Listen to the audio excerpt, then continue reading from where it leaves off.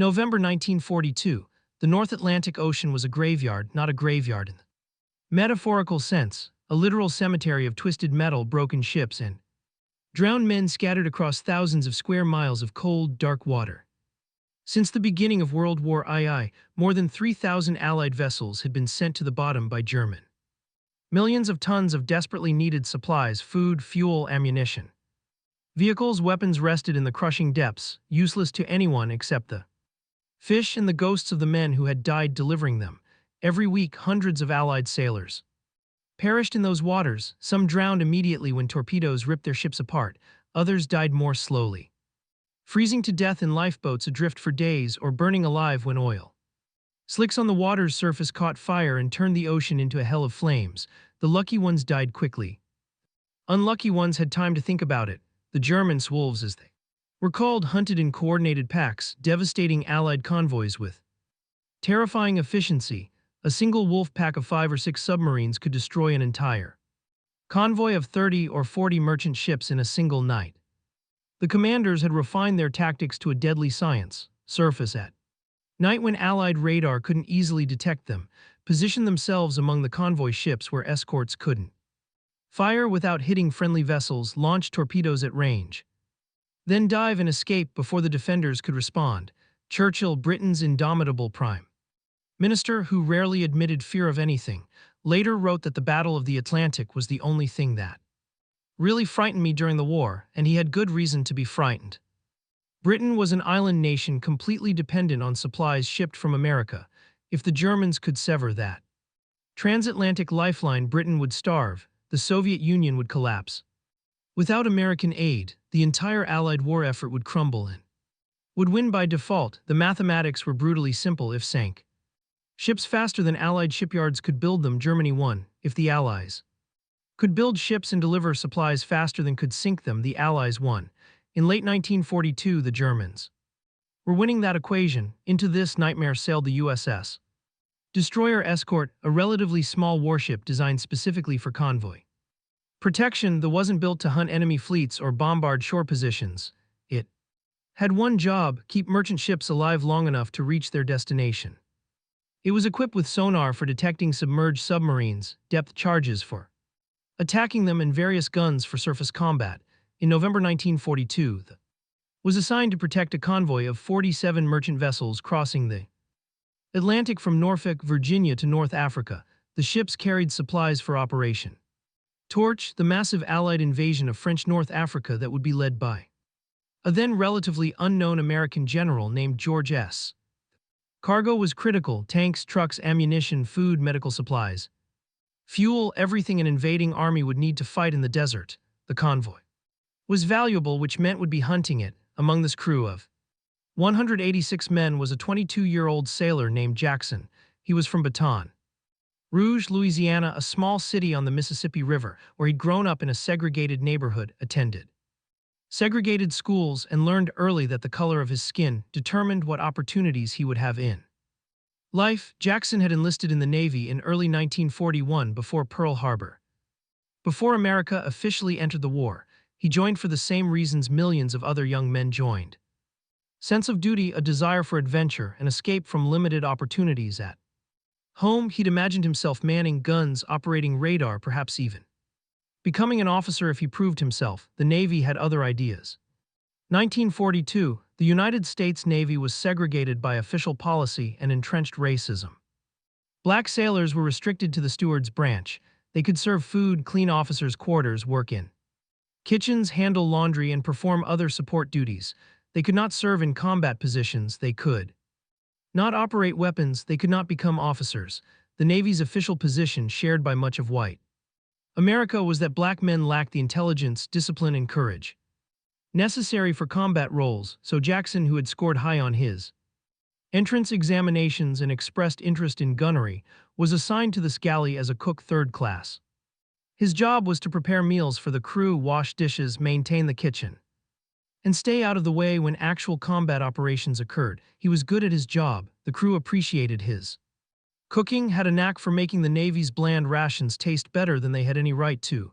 He was punctual, Reliable and didn't complain about the endless hours of chopping vegetables, scrubbing pots, and serving meals to men, who often treated him as invisible, but Jackson was also observant in ways that would prove crucial. During this months at sea, the ship had conducted countless battle drills. General quarters would sound, and every man would rush to his assigned combat station. Jackson's station was below decks, in a sealed compartment where non-combat personnel waited out attacks in relative safety, but on the way to that compartment, he passed through the main deck where gunners manned their weapons. And Jackson watched. He watched the gunners on the 20 anti-aircraft guns. Weapons designed to shoot down enemy aircraft but also effective against surface targets. He watched how they loaded the circular drum magazines, how they aimed by tracking targets through simple metal sights, how they controlled the weapon's recoil by leaning into it, how they led moving targets, firing not at where the target was but where it would be when the bullets arrived. No one had trained Jackson on the weapons, no one had given him permission to learn, but he had eyes and he had a mind that absorbed information. During hundreds of drills and exercises while serving coffee and sandwiches to the gun crews during their breaks, he had memorized the procedures without even realizing he was doing it. The officers had no idea that their cook had learned their weapon systems. They never asked, and Jackson never volunteered the information. Why would he, a black cook, learning gunnery was pointless. He would never be allowed to man those weapons. Navy regulations were clear, but the ocean doesn't care about regulations. And on November 14, 1942, 3 days from the North African coast, the ocean was about to teach the Navy a lesson about what men were capable of when regulations became irrelevant. The convoy had been lucky for most of the crossing. They'd encountered bad weather, always unpleasant but actually helpful because it made attacks more difficult. Submarines couldn't operate effectively in heavy seas, and their periscopes couldn't penetrate rough water to spot targets. Merchant ships had been scattered by storms, but the escorts had managed to keep most of them together and moving. Eastward, as they approached Africa, the weather cleared. The ocean became calm. Almost glassy. It was beautiful and terrifying because calm seas meant perfect hunting conditions. For the sonar operators listened constantly for the distinctive ping of submarine propellers. The lookouts scanned the horizon with binoculars. Officers studied intelligence reports about known positions. Everyone was tense, knowing that attacks could come at any moment. Jackson continued his routine. He woke at 4:04 a.m. to begin preparing breakfast. He served meals to the crew in shifts. He cleaned the galley. He prepared food for the next meal. His world consisted of stoves, pots, knives, and an endless supply of potatoes that needed peeling. He was peeling potatoes, probably his 200th of the day, when another cook asked him if he was scared. Of what? Jackson had replied, "You boats, man, we're sitting ducks out here." Jackson had thought about it for a moment, then shrugged. "I figure if a torpedo has my name on it, there's nothing I can do about it, and if it doesn't, why worry?" It was the kind of fatalistic philosophy that helped sailors cope with the constant threat of sudden death. But Jackson had also thought something else, something he didn't say out loud. If this ship gets hit, I'm not going to die hiding in a hole below decks. If I'm going to die, it'll be doing something. He had no idea that within hours he would have the chance to prove it. The convoy was sailing in a standard protective formation, merchant ships in multiple columns, destroyers and escorts circling the perimeter like sheepdogs guarding a flock. That was on the convoy's north flank, its sonar pinging into the dark water, its guns manned and ready. It was 2:47 a.m. on November 14th when everything went to hell. Jackson was in the galley preparing coffee for the pre-dawn watch change. The ship was quiet except for the constant thrum of engines and the whisper of water along the hull. Most of the crew was asleep. Few men stood watch at various stations. It was the dead hours of the night when alertness faded and minds wandered. Explosion, when it came, was like the end of the world. The blast wave hit like a physical blow, shaking the entire destroyer from stem to stern. Jackson was thrown against the galley counter, hot coffee splashing across the deck. Pots and pans crashed from their hooks. The lights flickered but stayed on. For a moment there was absolute silence as every man tried to process what had just happened. Then the alarm bells began ringing, a harsh, insistent clanging that meant one thing: battle. Stations. Jackson ran to the nearest porthole and looked out. 800 meters away, one of the convoy's tankers, a massive ship carrying thousands of gallons of fuel oil, was dying. A German torpedo had struck at amidship, rupturing its cargo tanks. Flaming oil was spreading across the water's surface, turning the night ocean into a lake of fire.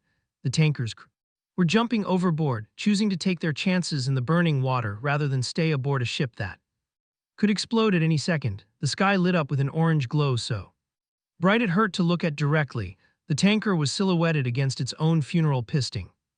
To starboard, its back broken. All hands to battle stations. All hands to battle stations. The announcement blared from speakers throughout the ship. This is not a drill. Surface and subsurface contacts, multiple in the area. According to regulations, according to his training, according to every order he had ever received, Jackson should have immediately gone below decks to the designated shelter area where non-combat personnel waited out attacks. It was the sensible thing to do. It was the safe thing to do. It was what he was supposed to do. He didn't do it. Something pulled him upward instead of down. Perhaps it was instinct, some primal refusal to be trapped below the waterline in a steel coffin if the ship got hit. Perhaps it was the same stubborn defiance that had sustained his ancestors through slavery and his parents through Jim Crow.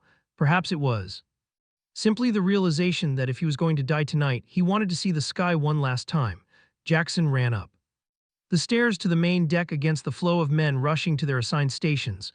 No one stopped him. No one even noticed him in the chaos. He emerged into the open air just as the second torpedo struck. This one hit the itself. Explosion occurred at the stern in the aft section of the ship where ammunition for the rear guns was stored. The blast was devastating. A column of flame and debris shot 50 into the air. Entire stern of the destroyer buckled and twisted. Men were thrown overboard by the concussion. Others were killed instantly by flying shrapnel. Jackson was knocked to the deck by the shockwave. His ears rang, his vision blurred. For a moment he couldn't breathe. The air knocked from his lungs. When he could finally draw breath, it tasted of smoke and burning metal. That was hurt badly. Fires burned at multiple points along the deck. The aft 20 anti-aircraft gun position had been completely destroyed. Men screamed for medics. Officers shouted orders. Damage control teams ran with hoses and fire extinguishers, trying to prevent the fires from reaching fuel tanks or additional ammunition storage. Jackson pulled himself to his feet, his cook's uniform soaked with seawater and blood. He wasn't sure if it was his own or someone else's. The deck was slick with oil and gore. Bodies lay unnatural positions. The organized Navy vessel he'd served on for months had transformed into a scene from hell, and then he saw it. 20 away, one of the midship's 20 military gun positions stood unmanned. Its gunner lay on deck nearby, his body torn apart by shrapnel from the explosion. The weapon itself appeared intact, its barrel pointed uselessly at the sky. Ammunition drums still loaded. Jackson looked at that gun. He looked at the burning sea around the convoy where were circling like sharks. He looked at the men running past him trying to save the ship, trying to fight back against an enemy they couldn't even see. And Jackson made a decision that would change his life and save hundreds of others. He ran to the unmanned position, climbed onto the small platform and grabbed the weapon's twin handles. The metal was cold against his palms. The gun smelled of oil and cordite from previous firing. Through the simple ring sight, he could see the ocean lit by fires from the burning tanker. Jackson had never fired this weapon. He'd never been authorized to touch it. He'd never received a single minute of official training on its operation, but he'd watched for months. He'd watched the gunners during drills. He knew how to release the safety, a lever on the left side. He knew how to aim, put the target in the center of the ring sight and track it smoothly. He knew how to fire, squeeze the trigger mounted on the right handle. He knew how to manage recoil, lean into the gun and let it push against your shoulder. Don't fight it. His hands moved through the procedures as if they'd done this 1,000 times before. Safety off, sight clear, ammunition drum confirmed, loaded 200 rounds of 20 mi. High explosive incendiary ammunition, each shell capable of punching through light armor. He was ready. He didn't have to wait long. The searchlights were sweeping the water, looking for the submarines that had attacked them, typically struck at night from the surface where they were faster and harder to detect than when submerged. They would position themselves among the convoy ships, fire torpedoes, then dive or run on the surface to escape. But tonight one of the commanders made a tactical error, perhaps emboldened by the chaos his torpedoes had created, perhaps eager to reload and fire again before the escorts could organize an effective counterattack. He decided to surface and recharge his torpedo tubes. 300 m from the German Type 7C broke the surface like a breaching whale. Water cascaded Off its hull as it rose, its conning tower emerging first, then its deck gun. Then the long cylindrical hull itself. Hatches popped open and crew members scrambled onto the deck, racing to reload the forward torpedo tubes. It was standard German procedure: surface briefly, reload quickly, submerge again. Before the enemy could react, under normal circumstances with trained gun crews on alert, it was risky but manageable. They would be exposed for perhaps 2 minutes, maybe less, but these weren't normal circumstances, and Jackson wasn't a normal gun crew. The searchlight found the submarine, pinning it in a cone of brilliant white light. Jackson watched through his sight as German sailors on the deck shielded their eyes from the glare, temporarily blinded. Shouting to each other in panic, Jackson opened fire. The 20mm cannon came alive in his hands, bucking and shaking as it spat shells at 450 rounds per minute. Tracer rounds, every fifth shell coated with phosphorus to burn bright and mark the trajectory across the water in a glowing arc, showing Jackson exactly where his bullets were going. His first burst went high, shells passing over the submarine's conning tower and splashing into the water beyond. But Jackson corrected immediately, walking his fire down exactly as he'd seen the trained gunners do during drills. The second burst hit the submarine's deck, shells sparking and ricocheting off steel plating. The German sailors on deck scattered, diving for hatches, abandoning their reload operation. His commander screamed orders to dive to get below the surface before this unexpected attack destroyed them. But Jackson had already adjusted his aim. Instead of shooting at the conning tower or the deck where German sailors ran heavy targets but heavily armored, he aimed lower. He aimed at the home water line where the submarine's pressure hole was thinner, where even 20mm shells could punch through if they hit at the right angle. His third burst found exactly that spot. 20mm high explosive shells slammed into this hull just above the waterline, penetrating the thin metal skin and detonating inside. Each explosion was small. 20mm shells don't carry much explosive, but they didn't need to be large. They just needed to create holes that let the ocean in. This dive became frantic, desperate. Its commander knew his boat was damaged, but not how badly. He ordered emergency dive procedures, hopping to get below the surface before more damage occurred. The submarine's bow tilted down sharply as ballast tanks flooded, but water was also flooding through the holes Jackson had torn in the pressure hull. They couldn't maintain trim. It wasn't diving in controlled fashion, but rather sinking stern first at an angle that became steeper and more dangerous with each passing second. German sailors were still scrambling down the conning tower hatch when the ocean swallowed them. The stern went under first, then the midsection, then the conning tower itself. The last thing visible was the tip of the periscope cutting through the water like a shark's fin, and then that too disappeared. The submarine never came back up. Later analysis would determine that they had taken on too much water through Jackson's hull damage. Unable to control its descent, it had plunged past its maximum safe depths and imploded under pressure at approximately 300 m down. All 44 crew members died instantly when the hull collapsed, the submarine's own pressure creating its tomb. But Jackson didn't know any of that yet. He didn't have time to know anything except that one submarine was gone and there were more out there. The searchlight swept frantically across the water looking for additional threats. Sonar pinged uselessly. The submarines were on the surface where sonar couldn't detect them effectively. The sea was a chaos of burning oil, scattered merchant ships, and searchlight beams cutting through smoke. Then another appeared, this one on the opposite side of the 400 m away. This submarine was larger, Type 9, designed for long-range operations, carrying more torpedoes and a larger crew than the Type 7C Jackson had just destroyed. Its commander had been observing the battle, calculating his attack when he saw what had happened to his fellow. The Type NIM commander made a quick decision: surface completely, use the deck gun to destroy this troublesome escort, eliminate the threat before it could kill another submarine. It was aggressive, it was bold. Against most opponents it might have worked. Jackson was not most opponents. The Type 9 submarine rose from the dark water like a steel leviathan, larger and more menacing than the first Jackson had engaged. At over 76 m long, it was one of Germany's most capable submarines, designed to operate far from home ports, carrying 22 torpedoes and a crew of 58 hardened submariners. Its commander had already calculated his attack. He would surface fully, man the 105 deck gun mounted forward of the conning tower, and put several shells into this water line. The American destroyer was already damaged from the torpedo hit to its stern. A few well-placed artillery rounds would finish it off, but the German commander had made a fatal assumption that whoever had destroyed his comrades was a trained navy gunner who would need time to traverse his weapon and acquire a new target on the opposite side of the ship. Jackson wasn't bound by normal response times or standard procedures. The moment he saw the second submarine breaking surface, he was already moving. He grabbed the 20 gun's traversing handles and spun the weapon on its mount, pivoting the barrel across the deck in a smooth arc. His movements were instinctive now, muscle memory built from months of unconscious observation translated into action. The Type 9 was still rising, water streaming off its hull, hatches just beginning to open when Jackson opened fire. His first burst caught the conning tower, shells sparking off the armored structure. German sailors emerging from the forward hatch died before they fully understood what was happening.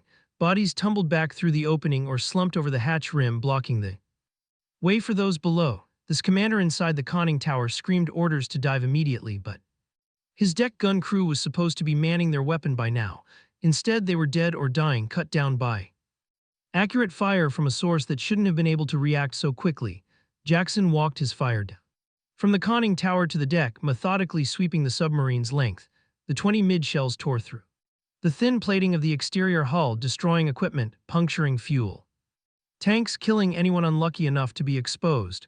But the real damage came when Jackson concentrated his fire on the conning tower itself, not the armored sides but the top section where the periscope and radio antenna protruded. These were critical systems, lightly protected because they needed to extend and retract. 20 shells smashed into the periscope housing, shattering the optics, destroying the hydraulics that raised and lowered it. More shells found the radio antenna, reducing it to twisted metal. The size and ears were gone in seconds. The German commander inside the conning tower felt his vessel shudder under the impacts. Damage reports flooded in from different compartments. Periscope destroyed, radio destroyed, multiple hull breaches, casualties on deck. He had seconds to make a decision: stay on the surface and try to fight back with his deck gun, or dive blind and hope to escape. He chose to dive. Emergency dive, all hands below. The commander's voice was frantic now, all tactical calculation abandoned in favor of simple survival. Submarine's bow tilted downward sharply. Diesel engines shut off as electric motors took over for underwater operations. Ballast tanks flooded rapidly, pulling the under, but the damage was too extensive. Jackson's fire had punctured the outer hull. Multiple locations, water was flooding into spaces that should have been dry. The submarine's trim, its balance in the water was all wrong. It was diving, but not in a controlled manner. At 50 m depths, the commander tried to level off. The submarine refused to respond properly. It kept tilting downward, picking up speed, descending faster than the crew could compensate for. At 100 m, alarms began sounding. They were approaching the submarine's maximum safe operating depth. The hull groaned under increasing pressure. At 150 m, rivets began popping. Small leaks appeared where seals couldn't withstand the pressure.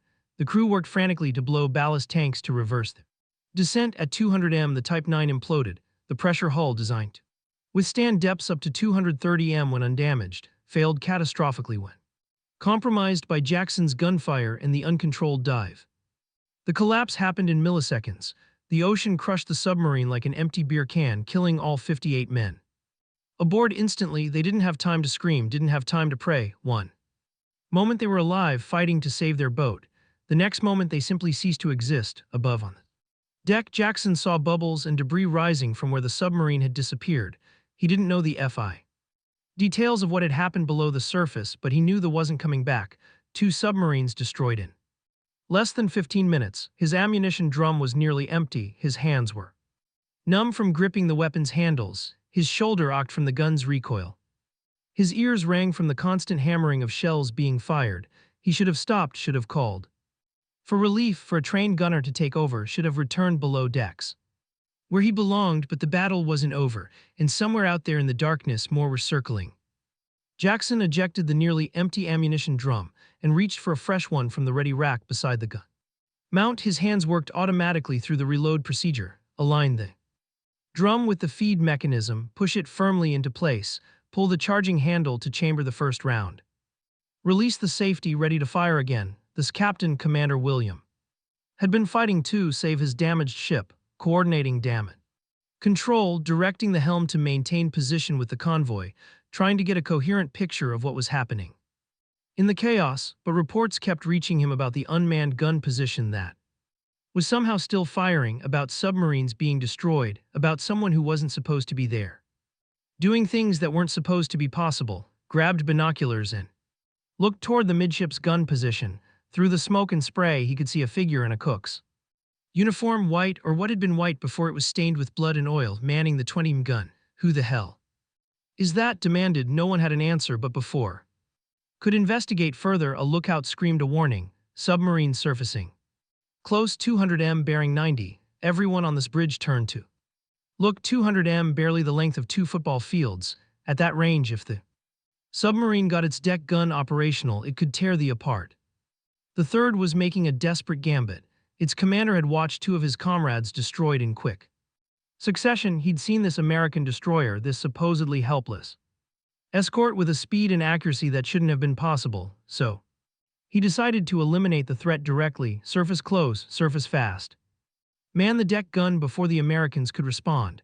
Put enough shells into the destroyer to sink it, or at least disable it completely. It was the kind of aggressive all-or-nothing tactic that sometimes worked against disorganized or poorly trained opponents. It required speed, surprise, and above all, it required getting your gun crew on deck and firing before the enemy could react. The broke surface at high speed.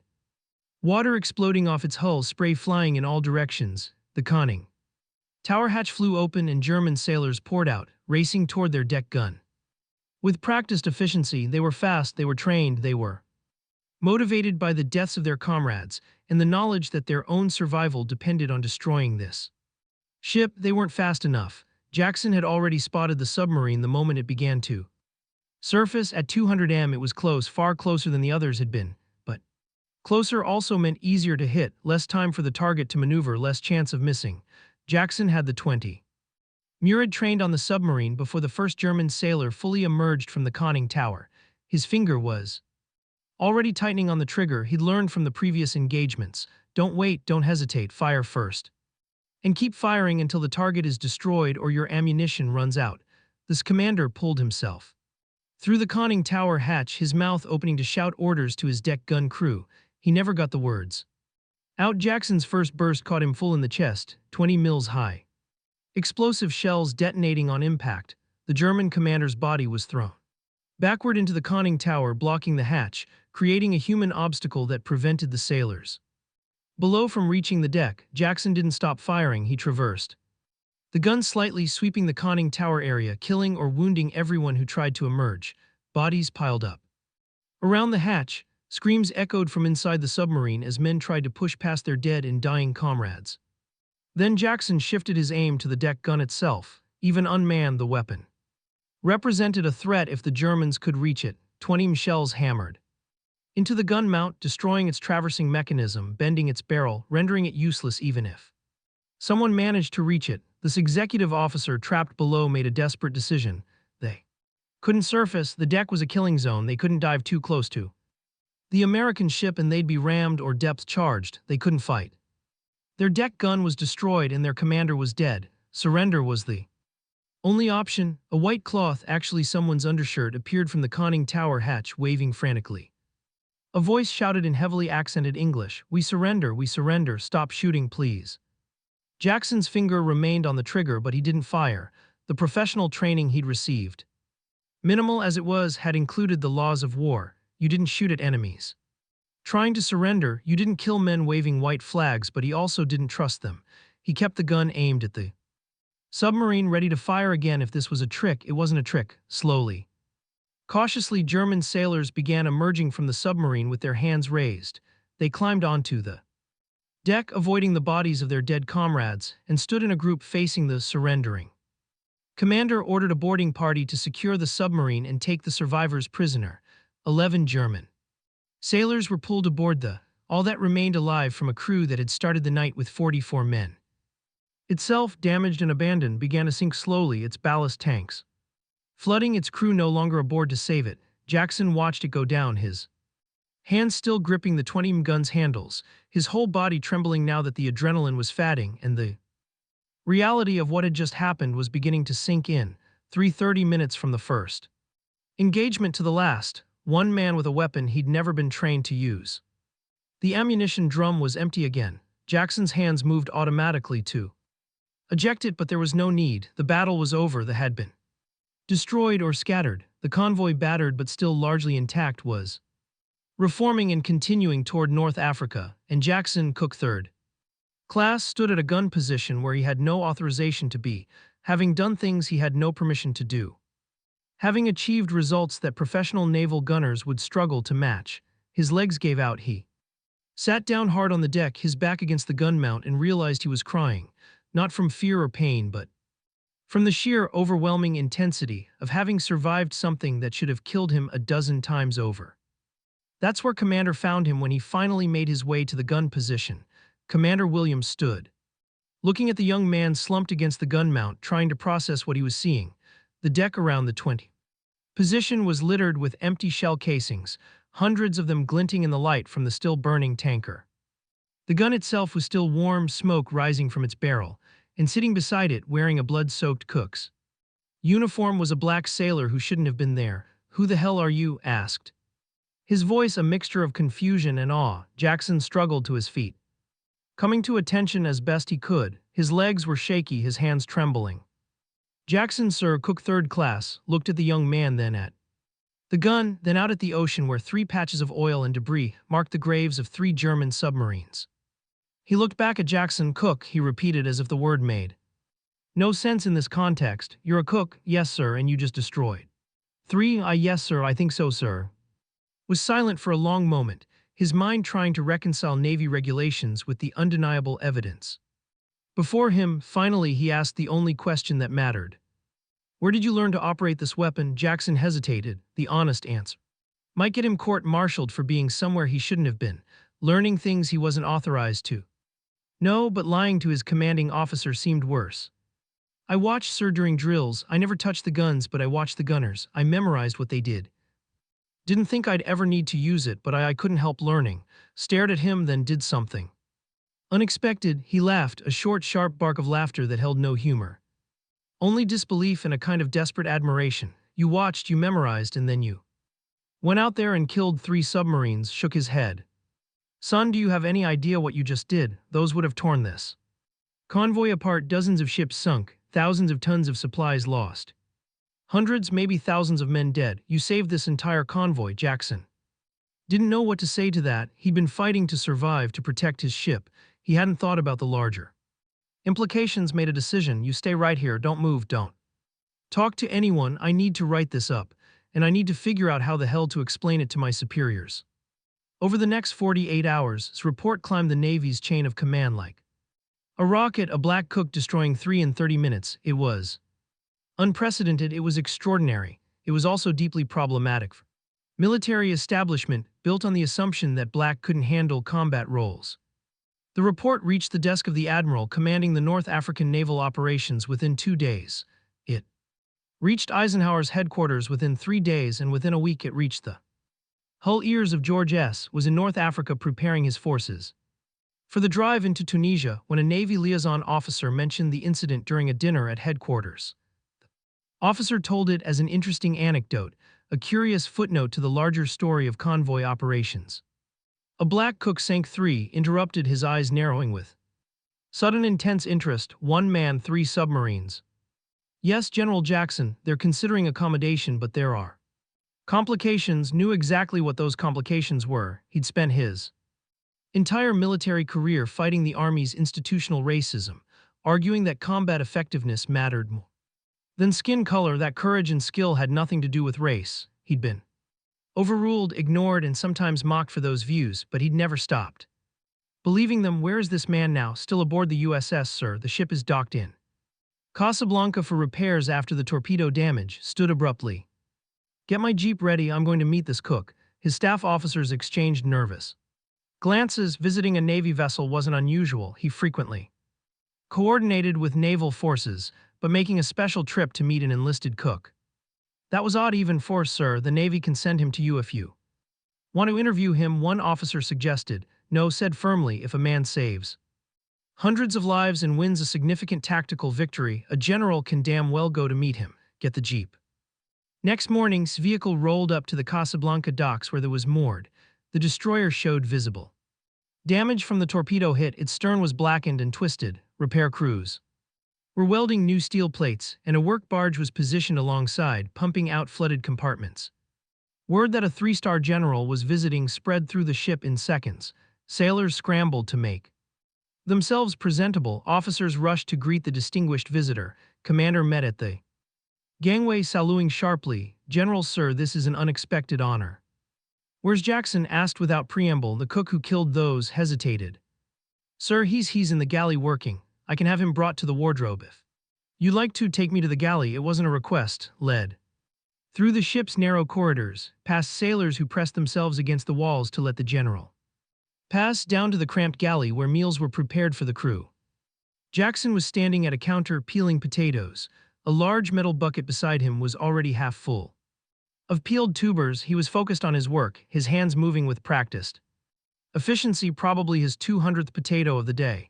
He didn't notice enter until the general's shadow fell across his workstation. Jackson looked up, saw the 3 stars on's helmet, and nearly dropped his knife. He started to come to attention but waved him down. "At ease, sailor, keep working. I want to talk to you while you do what you do." Jackson resumed peeling, though his hands shook slightly. "Sir, what can I do for you, sir?"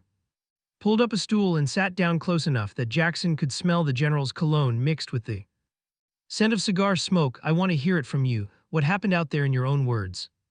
So Jackson told him, haltingly at first, then with growing confidence. As listened without interrupting, he described the torpedo hits, the chaos on deck, the unmanned gun, the 3 submarines. He explained how he'd learned the weapon by watching, how he'd fired based on instinct and observation rather than training. When he finished, was quiet for a long moment, watching Jackson's hands mechanically peel another potato. "How many potatoes do you peel in a day, son?" The question caught Jackson. "Sir, I maybe 200, depends on the menu."